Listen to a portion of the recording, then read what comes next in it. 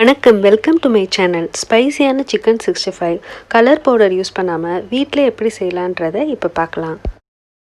Chicken 65 பண்ண எப்போயுமே boneless chicken use பண்ணுங்கள்.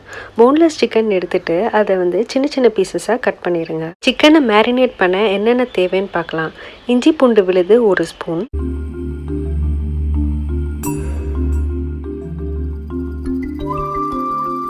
காஷ்மீர் மிளகாப்பொடி, அது இல்லைன்னா தனி மிளகாப்பொடி யூஸ் பண்ணிக்கலாம்.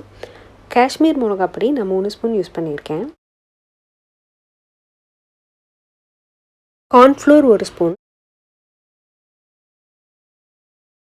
கடலை மாவு 1 ஸ்பூன், உப்பு தேவைக்கேற்ப போட்டுக்கோங்க. தயிர் 1 ஸ்பூன் சேர்த்து நல்லா மிக்ஸ் பண்ணிடுங்க.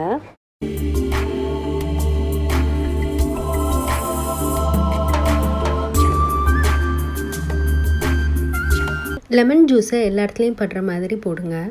புளிப்பு அதிகமாக தேவையில்லைன்னா தயிர் இல்லாட்டி லெமன் ஏதாவது ஒன்று யூஸ் பண்ணிக்கலாம்.